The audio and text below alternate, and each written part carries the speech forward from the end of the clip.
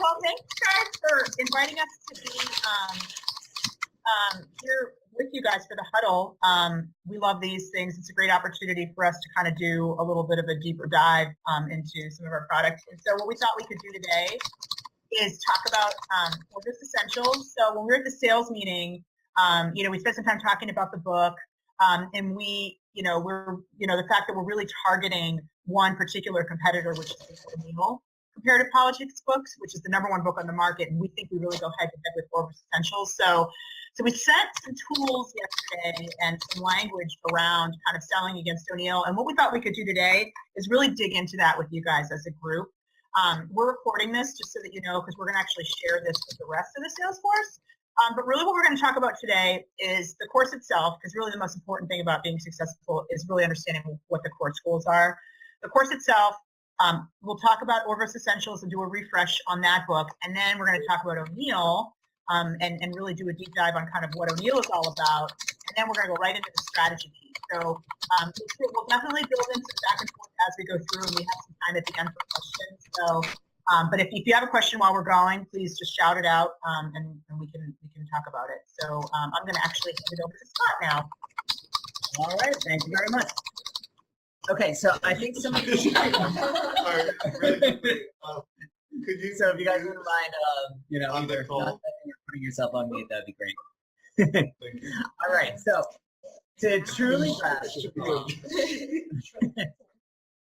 So to truly grasp what makes Orvis Essentials unique, we need to first understand the course of comparative politics itself. So a lot of you may already understand that this course can be taught either country by country or that more thematic conceptual approach. But now we need to take it a step further because chances are your instructors are going to want to as well. All right, so what are the goals of comparative politics?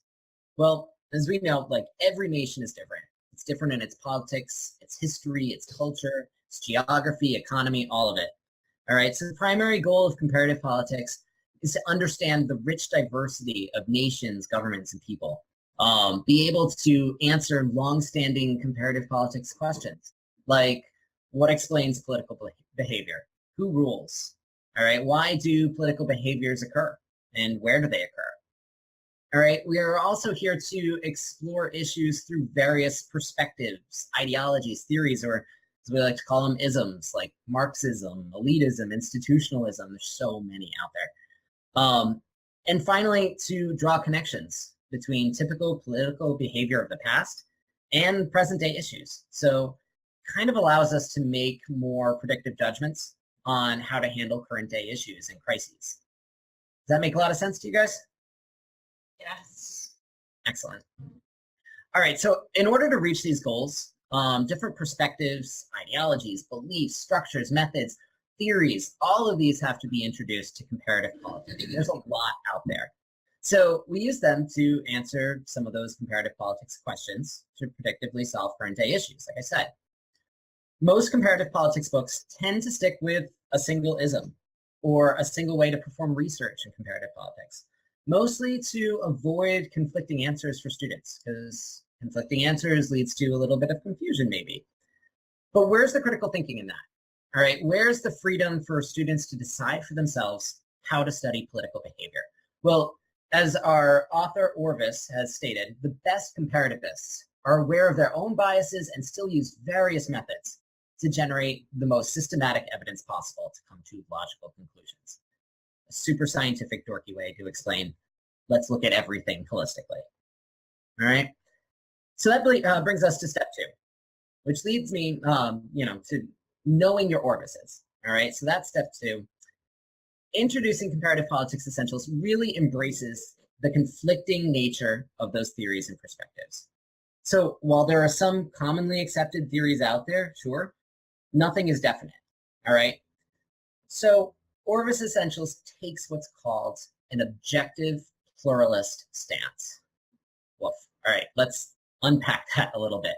Okay, so as I mentioned before, some texts take a single approach to explaining a political issue. Well, Orvis Essentials addresses key questions in each chapter and gives an unbiased strength and weaknesses to differentiating stances on how to answer those questions. So how would an elitist think about this issue? How would a Marxist think about this issue? What would an institutionalist say about it, etc.? So when I say objective pluralist, all right, think more like unbiased and macro view of comparative politics, more holistic, broad, open view of theories. All right? So, kind of question for you guys. We're going to throw it out to you a little bit because we want to make sure that you really understand what we need to talk about this kind of objective pluralistic approach. You know, Scott mentioned the idea that this approach really is kind of like an unbiased approach versus some of the other books that are out there that just take that one narrow view. What can you guys tell me? What do you think might be the benefit to students of using an approach like this? It introduces them to things and then allows them, after thinking, to form their own opinions. I think unbiased, obviously, to me sounds the way it should be, because then, you know, you're sort of on a level playing ground, and then you can make your own assumptions afterwards. Yes, Mariam, I love it. So it's basically kind of putting students in the driver's seat, right? What is that? What is that? Topics. Say that again. It gives them more exposure to, like, instead of just one point of view, they get exposure to, like, the spectrum of point of views. Right, right. So they might look at an issue through various different isms or lenses, right? And the nice thing about that is it kind of encourages them to kind of weigh all the different, you know, isms that are out there and decide for themselves which one kind of makes the most sense when you're talking about a particular issue, a particular country, you know, et cetera. And what does that really foster? What's the kind of 50-cent word here? Critical thinking. Critical thinking, yes. Absolutely.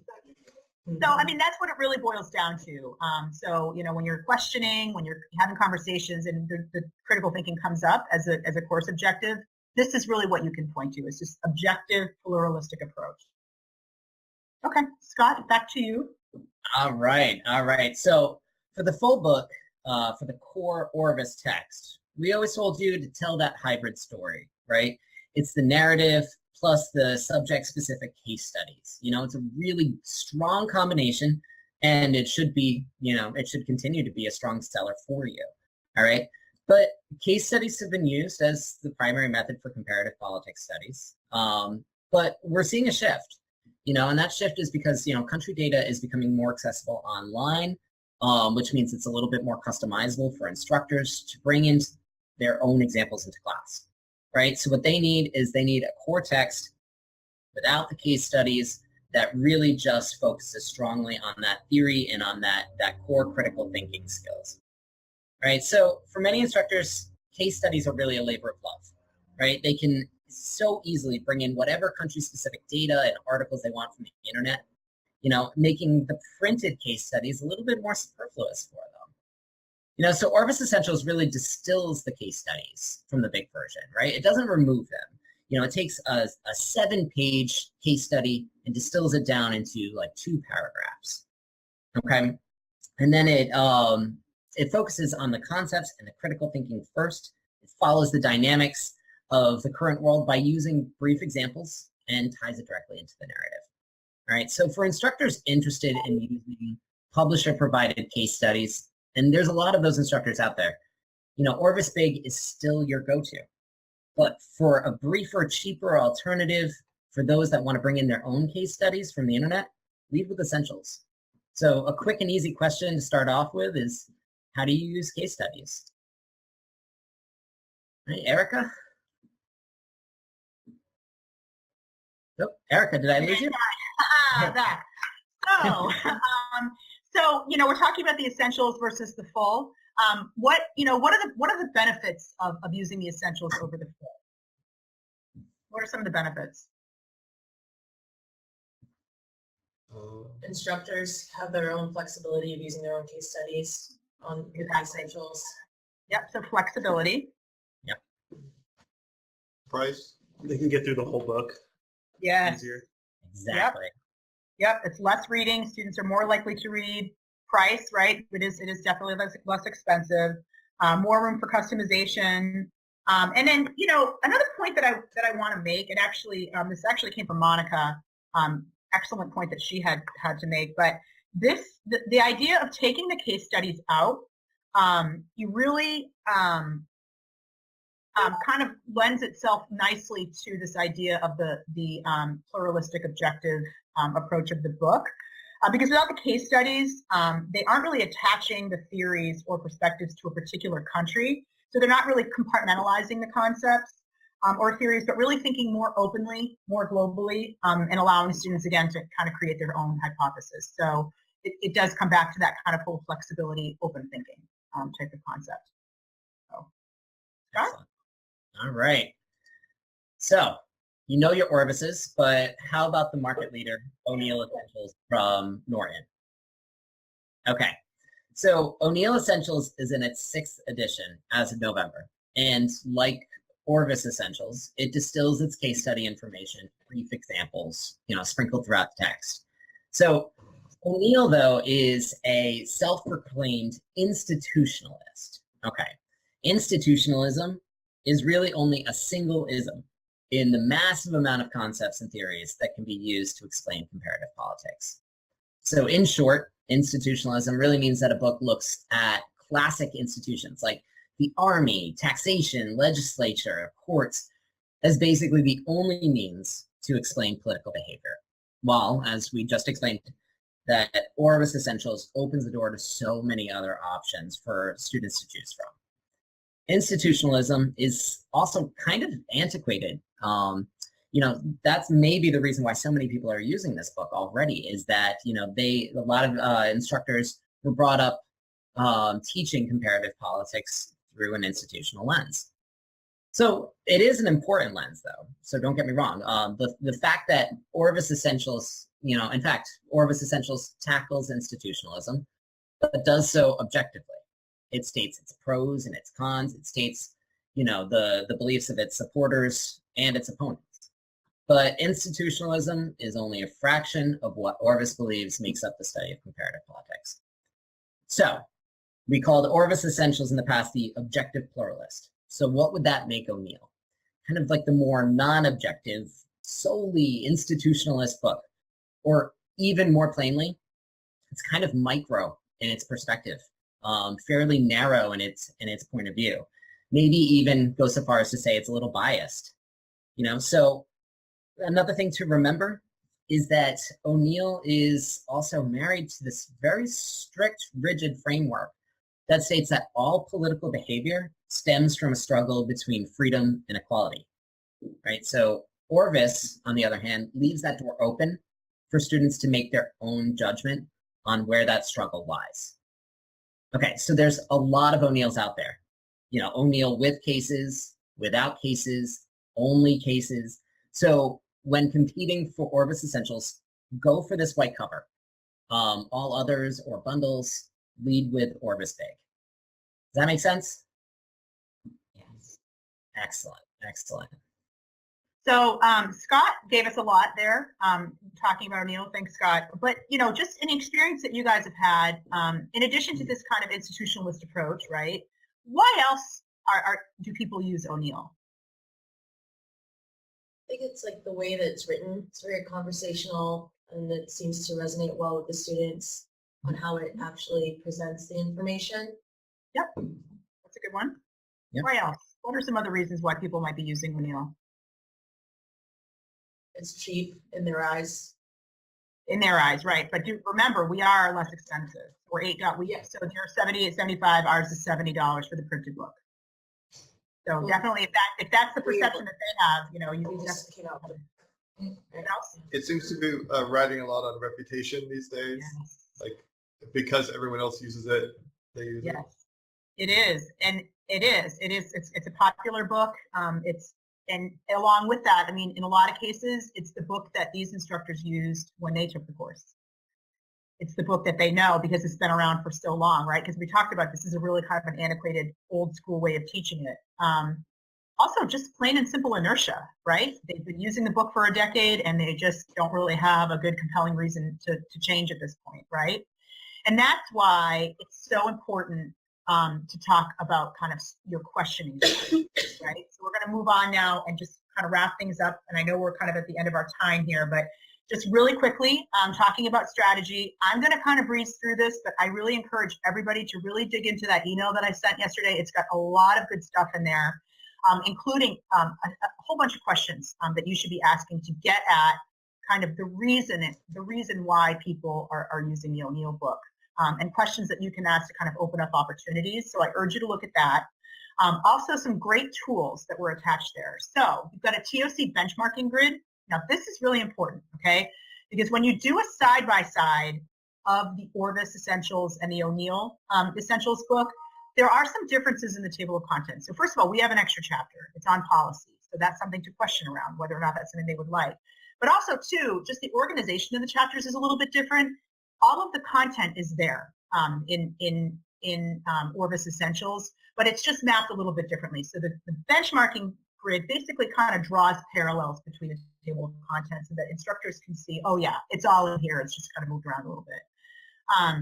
We also have a differentiation grid between Orvis Essentials and Orvis Big. So if you're in that kind of situation where they're really asking you what's the difference between the two, pull that baby out and, and dig right in. A while back, we sent the O'Neill pub track report, which basically shows kind of a list of where we think the O'Neill are. And then also, too, Scott really did a wonderful job of writing a very full kind of summary document that basically spells out everything that he was talking about today. So if you get into a situation where you really need to kind of, become an expert at Orvis Essentials versus O'Neill, if you have a big adoption situation, pull that out and read it. It's going to really expand your understanding of the course and kind of how these two books play against each other. I know we're out of time. Are there any burning questions that we can answer really quickly, or any situations that you guys are running into? Any feedback for us on either of these books?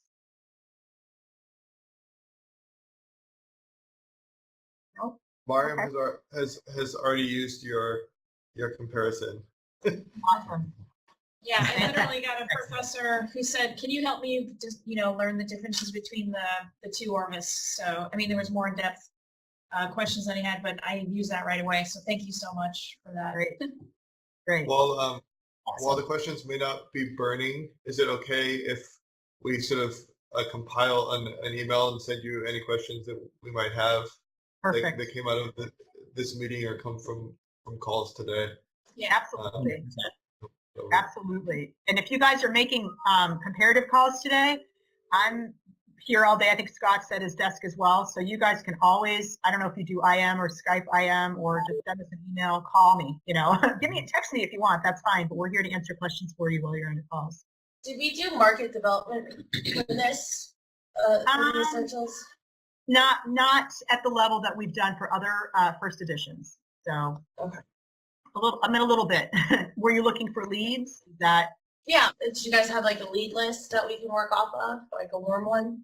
At this point, I would use your PubTrack report that lists all the O'Neill users. Again, it's a head-to-head competitor. So, that would be one place to identify where the users are.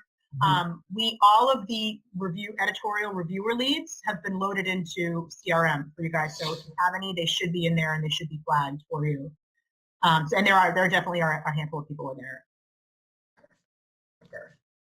Great. Well, thank you guys very much. That was Thank awesome. you. Excellent.